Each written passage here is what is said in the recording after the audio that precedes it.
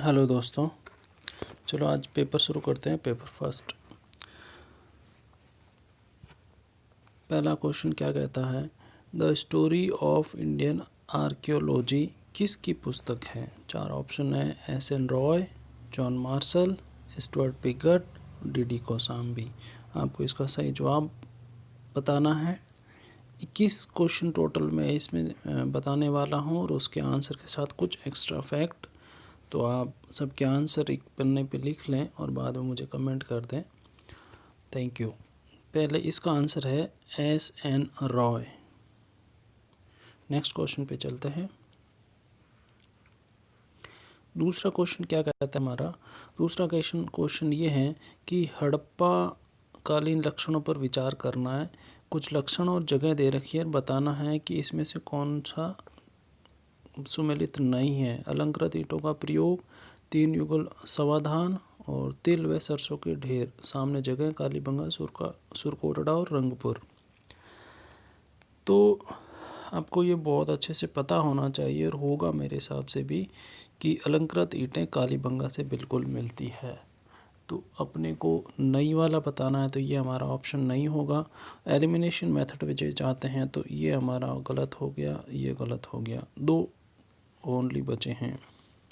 फिर अपन बात करें कि 2 तो कंफर्म सही होगा ही होगा, बी और सी देखें तो 3 सही का मतलब ये गलत बताना है, क्योंकि ये जो है 3 युगल समाधान ये लोथल से मिलते हैं और तिल और जो ये सरसों का ढेर है ये भी रंगपुर से नहीं है। तो इसका आंसर हो जाएगा बी, ये रोपड़ से है, सॉरी बनवाली से है। आगे बढ़ते हैं।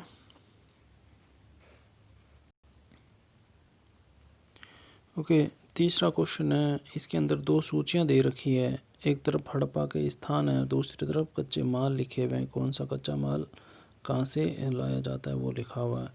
तो इधर नगर है नागेश्वर और बालाकोट, सोरतुगई, लोथल राजस्थान। सामने सेलखड़ी, कार्नेलियन, शंख और लाजवर्द। ये आपको मिलाने हैं।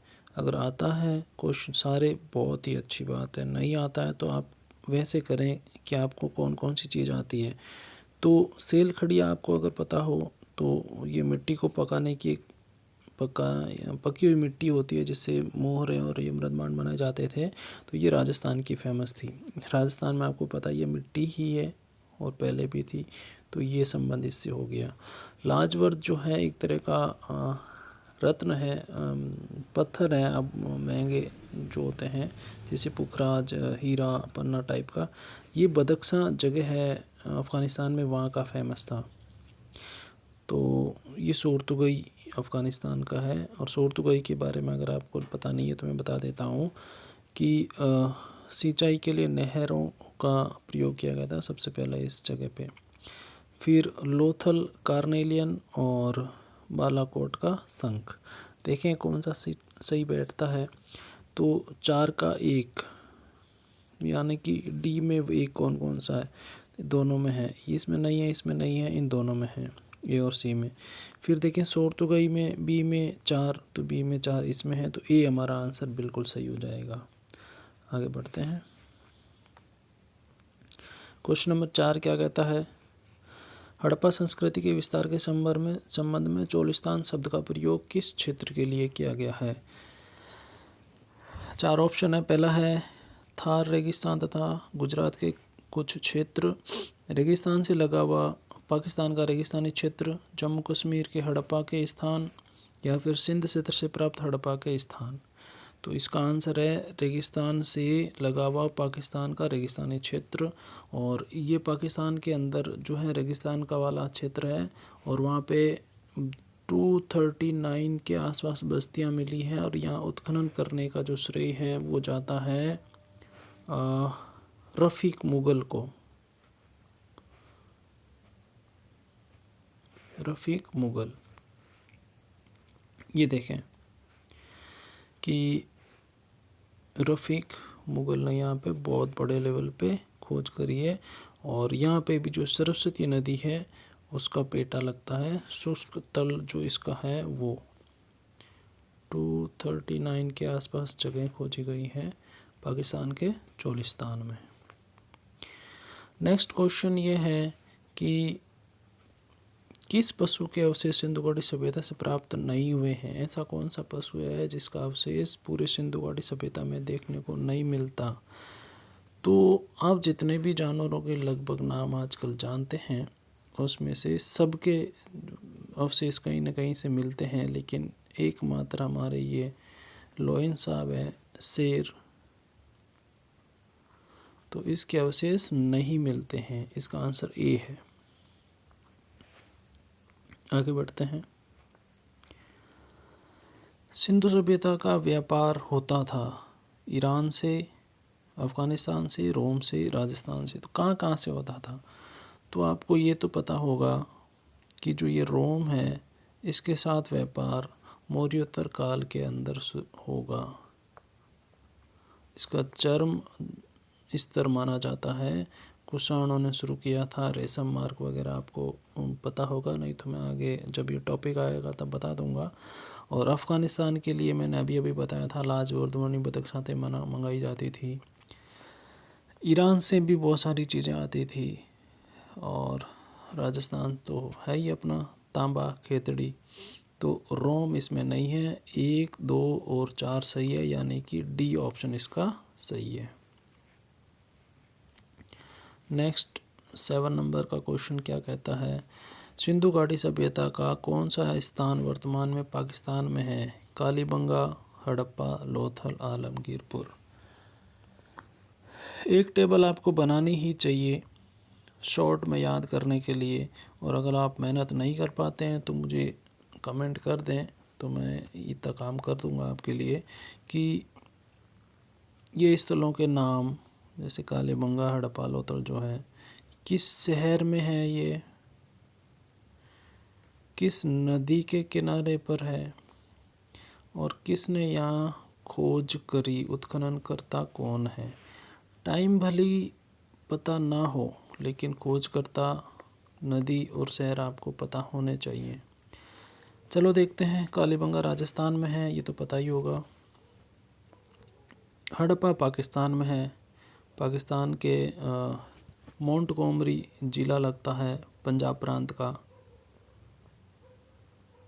और दयाराम साहनी ने इसकी खोज करी थी 1921 के अंदर। सबसे पहले उत्खनन किया गया स्थल है, इसलिए इस सिंधु घाटी सभ्यता का नाम हड़प्पा सभ्यता भी है। जॉन मार्शल जो हैं उन्होंने 1921 के अंदर हड़प्पा के लिए दयाराम साहनी को, और 1922 के अंदर मोहनजोदड़ो के लिए राखालदास बनर्जी को नियुक्त किया था। और 1924 सितंबर का टाइम था, सितंबर 1924 में इन्होंने एक लेख लिखा था, उसके अंदर इस जगह को सिंधु घाटी सभ्यता नाम दिया था। तो ये भी ध्यान रखना आप, एक्स्ट्रा नॉलेज। आलमगीरपुर यूपी में है, और लोथल भोगवा नदी अहमदाबाद गुजरात के अंदर। 8 नंबर, सिंधु सभ्यता संबंधित है। सिंधु सभ्यता किस से संबंधित है? क्या वो प्रागैतिहासिक युग से संबंधित है, क्या आदि ऐतिहासिक से, ऐतिहासिक या उत्तर ऐतिहासिक? तो इतिहास को 3 भागों में बांटा गया है, पहला, दूसरा, तीसरा। पहला वो भाग जहाँ से लिखित साक्ष्य बिल्कुल नहीं मिलते, इसको कहते हैं प्राग ऐतिहासिक। प्राग ऐतिहासिक, इतिहास से लिखने से पहले का टाइम। फिर ऐसा काल जब इतिहास लिखा तो गया लेकिन उसको पढ़ नहीं पाए। आदि ऐतिहासिक, आधा इतिहास। सिंधु घाटी सभ्यता को हम इसमें लिखते हैं क्योंकि इस जगह की जो लिपि है वो पृष्ठोफेदम और गोमूत्राक्षर लिपि है, और पृष्ठोफेदम यहाँ की जो लैंग्वेज है वो अभी तक पढ़ नहीं पाए। इसलिए तीसरे में वो आता है भाग में जब इतिहास लिखा भी गया और पढ़ा भी गया। जैसे अशोक के अभिलेख है जिसको टिफिन थेलर ने खोजा था और जेम्स प्रिंसेप ने जो है वो पढ़ा था। तो हमारा इसका आंसर हो जाएगा बी, आदि ऐतिहासिक सिंधु घाटी। नेक्स्ट 9 नंबर का क्वेश्चन ये है, सिंधु घाटी सभ्यता को जानने का मूल स्रोत, वहाँ पाई जाने वाली कौन सी वस्तु या क्या चीज़ थी जिससे हम सिंधु घाटी के बारे में जानते हैं? क्या वो मोहरें थी, क्या बर्तन जेवर हथियार या औजार थे, या सी नगर के अवशेष थे, या लिपि? तो इसका आंसर है सी नगर। भारत की प्रथम नगरीय क्रांति कहते हैं इसको, कांस्य युगीय सभ्यता और पहला नगरीकरण। तो नगर के जो अवशेष हैं इसके बारे में हम जान पाते हैं आराम से। मोहरें भी मिली हैं, ये सामान लिपि भी मिली है, सब मिला है, लेकिन जो मूल स्रोत है जिसके बारे में हम अच्छी तरह से बहुत कुछ जान पाए तो वो उसके लिए आंसर सी जो है वो माना है, और ये आए हुए क्वेश्चन है। ठीक है, नेक्स्ट 10 नंबर का क्वेश्चन कहता है कि निम्नलिखित में से किस पशु का अंकन हड़प्पा संस्कृति की मोहरों पर नहीं मिलता? कौन सा ऐसा एक पशु है जिसकी आकृति हड़प्पा से प्राप्त होने वाली मोहरों पर नहीं है? बैल बिल्कुल है, सबसे ज़्यादा है। उल्टा एक श्रृंगी जो पशु है उसकी सबसे ज़्यादा है, और हाथी की भी है, घोड़े की नहीं है, भेड़ की है। तो हमारा आंसर हो जाएगा सी। नेक्स्ट कुछ चीज़ मैंने यहाँ लिखी है, देखें कि लोथर और देसलपुर से तांबे की मोहरें मिली है। मोहनजोदड़ो से सबसे ज़्यादा मोहरें मिली है। एक श्रृंगी पशु है जिसके अंकन सबसे ज़्यादा मिला है, और लोथल से फारस यानी कि ईरान की मोहर भी मिली है।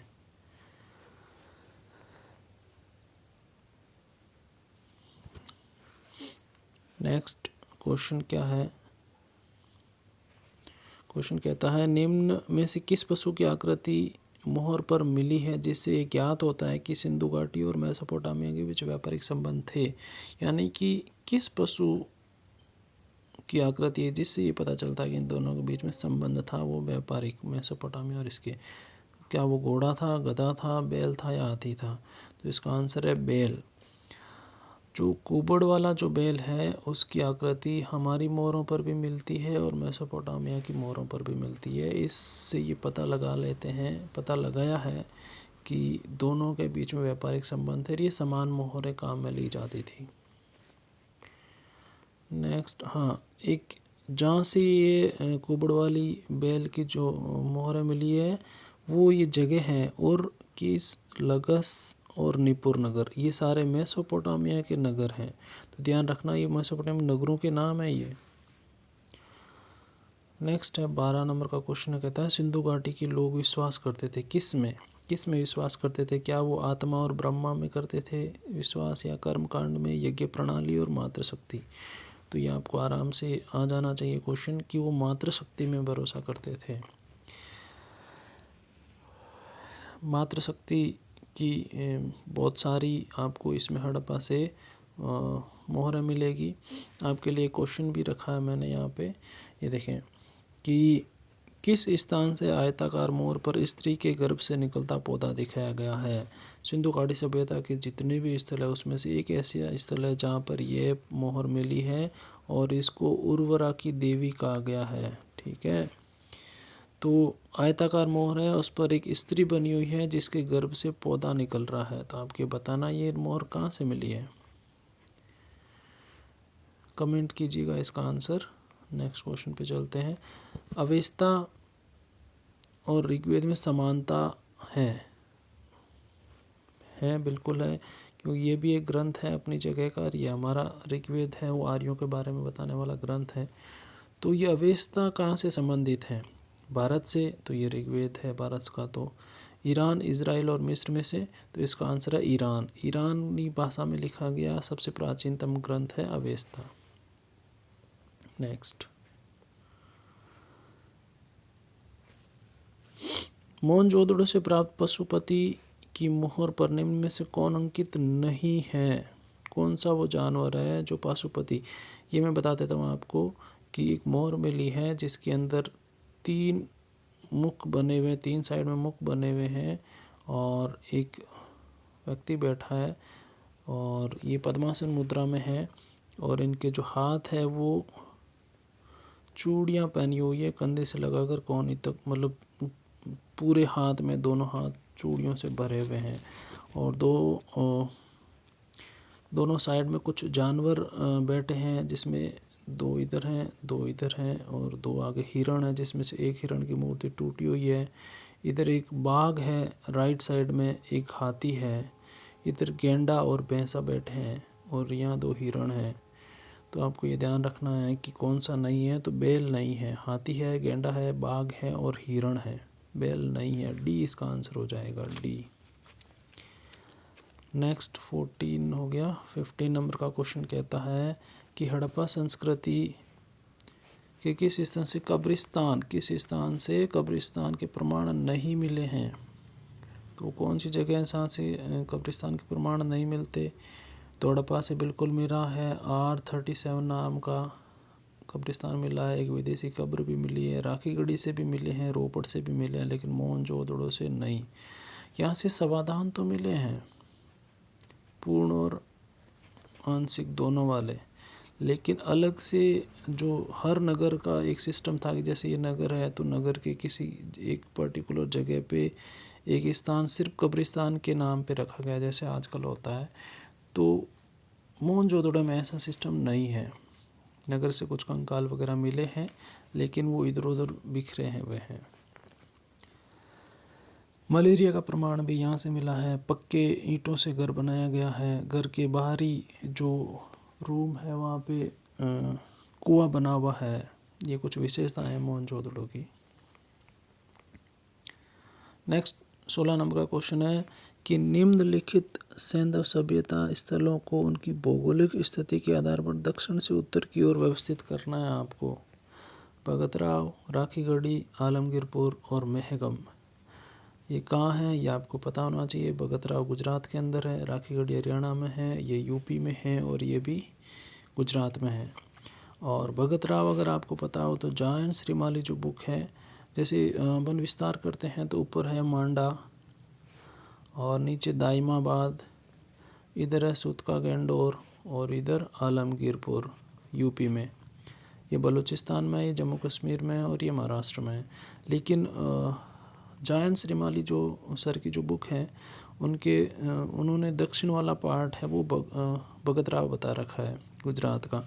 इसका मतलब ये सबसे दक्षिणतम बिंदु हुआ। तो ए हमारे सबसे, जैसे हम ये देखें कि 4 जगह है हमारी और ये हमारा साउथ है, ये हमारा नॉर्थ है, तो यह हमारा आएगा भगतराव, यानी कि ए सबसे पहले आना चाहिए। तो ए सबसे पहले वाले 3 ऑप्शन है, सी में ए पहले नहीं है, गलत हो गया सी। फिर हम देखें कि राखीगढ़ी हरियाणा में, यूपी में है, लेकिन ये तो गुजरात में है ना मेहगम, इसका मतलब डी जस्ट इसके बाद आएगा। चलो डी आ गया, तो ए के बाद में डी इसमें तो है नहीं, 2 ऑप्शन हो गए। अब इन बी और सी में से पहले बी आएगा कि पहले सी आएगा, ये अपने को देखना है। तो इसके लिए आपको मैप पता होना चाहिए, क्योंकि हरियाणा और यूपी की जो कंडीशन है वो बिल्कुल ऐसी है सिमिलर। इसमें थोड़ा सा फ़र्क है कि 76 डिग्री और 77 डिग्री, बस इतना सा फ़र्क है साउथ से। तो ये पहले आएगा और ये बाद में। हमारा आंसर बी होगा इसमें, बी। नेक्स्ट क्वेश्चन है 17 नंबर। हड़प्पा संस्कृति से जुड़ा पूरा स्थल सुतका गेंडोर किस नदी के किनारे है। सिंधु नदी के किनारे तो मोहनजोदड़ो है, झेलम के किनारे नहीं है, पोगवा के किनारे तो ये लोथल है, दासक बिल्कुल डी आंसर है हमारा। 1927 के अंदर ओरेन स्टाइन जो थे, ओरेल स्टाइन, उन्होंने इसकी खोज करी थी सुतका गेंडोर की। और ये बलूचिस्तान पाकिस्तान का एक क्षेत्र है, वहाँ पड़ता है और उसके पास में कुछ 2-3 इम्पोर्टेंट क्षेत्र भी हैं। तो वो किस नदी के किनारे हैं तो वो आप देख लीजिए कि जो सुतका को है वो है सादीकोर नदी के किनारे, और बालाकोट वहाँ पड़ता है, एक बंदरगाह नगर था। तो सोन मियामी की खाड़ी के पूर्व में एक नदी है कुनहार नदी, उसके किनारे पड़ता है ये। 18 नंबर का क्वेश्चन है, भारत का सबसे बड़ा हड़प्पा नगर कौन सा है। आलमगीरपुर, कालीबंगा, लोथल और राखीगढ़ी आपको बताना है। तो मैं बता दूं कि 5 सबसे बड़े नगर ये आपको पता होना चाहिए पूरे हड़प्पा के। तो इसमें से 3 पाकिस्तान के अंदर है और 2 जो है वो हमारे हैं। तो हमारे 2 में पहला राखीगढ़ी और दूसरा धोलावीरा है। ठीक है, पहला राखीगढ़ी है, दूसरा धोलावीरा है। ये आया हुआ क्वेश्चन है, मैं इसमें कुछ भी नहीं जोड़ रहा हूँ। बहुत सारी किताबें बताती है, यहाँ तक कि मुझे भी आज तक यही पता था कि धोलावीरा सबसे बड़ा है, लेकिन जब किताबें देखी, इधर उधर फैक्ट चेक करे, तो मैंने यही पाया कि राखीगढ़ी जो है वो बड़ा है धोलावीरा से। तो इंडिया के जो है वो 2 बड़े नगर हैं, वो राखीगढ़ी और धोलावीरा है। राखीगढ़ी आपको पता ही है कहाँ पड़ता है, हरियाणा में। धोलावीरा गुजरात में है। धोलावीरा वो स्थल है जो 3 हिस्सों में बांटा हुआ है। ठीक है, बाकी जितने भी नगर हैं वो 2 भागों में है, दक्षिण और पूर्व वाला, जबकि इसका जो हिस्सा है वो 3। इसमें एक एक्स्ट्रा नगर है मध्य नगर। ये क्वेश्चन भी आया हुआ है, तो ये थोड़ा आप ध्यान रखना। और 5 जो नगर मैं बताने वाला था, 5 बड़े नगर, उनमें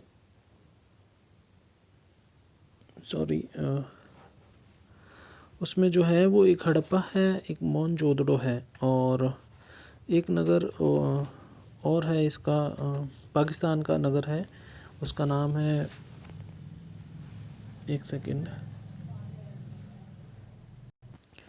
ये है भागलपुर का गनेड़ीवाल। भागलपुर एक जगह है, उसकी जगह जो है गनेड़ीवाल। ये क्षेत्रफल की दृष्टि से संपूर्ण सिंधु सभ्यता का सबसे बड़ा नगर है। दूसरे पे हड़प्पा आता है, तीसरे पे मोहनजोदड़ो, चौथे पे राखीगढ़ी और 5वें पे धोलावीरा। तो ये आप लिख लीजिएगा। आगे चलते हैं।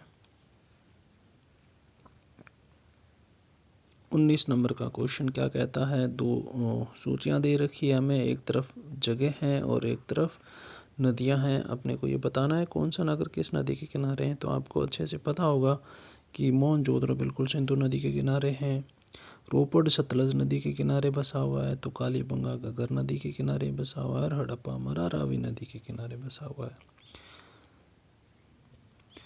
तो क्या बन रहा है, देखिए कि 1 3 2 4 नहीं है, ए ऑप्शन है, बिल्कुल है 1 3 2 4, ये हमारा आंसर है। मोहनजोदड़ो 1922 के अंदर राखालदास बनर्जी ने खोज करी थी। सिंध प्रांत, लरकाना ज़िला और पाकिस्तान में ये पड़ता है। रोपड़ जो है वो हरियाणा के अंदर है और सतलज नदी के किनारे है। कालीबंगा हमारा गंगानगर राजस्थान के अंदर है, घग्गर नदी के किनारे। अमलानंद घोष जी ने इनकी खोज करी थी, उत्खनन किया था। और बीबीलाल बी के थापर भी बाद में उत्खनन करने वाले हैं इस जगह के, कालीबंगा के। जुते हुए खेतों के प्रमाण कालीबंगा से मिलते हैं। हड़प्पा रावी नदी के किनारे हैं। दयाराम साहनी ने यहाँ खोज करी थी 1921 में। सबसे पहली जो जगह थी खोज करने वाली, उत्खनन करने वाली, वो यही हड़प्पा थी। जॉन मार्शल जो है वो महानिदेशक थे ASI के, आर्कियोलॉजिकल सर्वे ऑफ इंडिया। इसका वर्तमान स्वरूप जो है वो 1861 के अंदर अलेक्जेंडर कनिंघम द्वारा दिया गया है, इसलिए अलेक्जेंडर कनिंघम को भारतीय पुरातत्व का जनक कहा जाता है। तो ये कुछ एक्स्ट्रा फैक्ट थे। आगे बढ़ते हैं। योगी दत्त शर्मा जो है वो रोपड़ की खोज उत्खनन करता थे। दयाराम साहनी बता चुका हूँ, घोष बनर्जी। और नेक्स्ट क्वेश्चन है 20 नंबर का। ये क्वेश्चन कहता है कि कौन सा स्थान घग्गर और उसकी सहायक नदियों के किनारे पर बसा हुआ है। आलमगीरपुर, ये मैं बता चुका हूँ कि ये यूपी का स्थान है और ये है यमुना की एक सहायक नदी है परवरा, उसके किनारे है ये परवरा। लोथल बोगवा के किनारे है। बनावली बिल्कुल ये इसका आंसर है। घग्गर और उसकी सहायक नदियाँ मोहनजोदड़ो सिंधु नदी हो गया। हमारा आंसर सी है इसका। नेक्स्ट और आज का अंतिम सवाल क्या कहता है कि इसमें से किसकी पूजा हड़प्पा काल में नहीं होती थी? शिव जी की पूजा बिल्कुल होती थी, पाशुपति शिव। मातृ देवी की पूजा बिल्कुल होती थी। पीपल की पूजा भी होती थी। विष्णु की पूजा इस टाइम में नहीं होती थी। विष्णु जी की जो पूजा है वो ऋग्वेद के अंतिम टाइम में और उत्तर वैदिक काल में बिल्कुल होगी, उत्तर वैदिक काल में होगी। ब्रह्मा विष्णु महेश तीनों जो मेन जो देवता हैं उत्तर वैदिक काल में आ जाएंगे। तो इसका आंसर हो जाएगा हमारा डी। Thank you.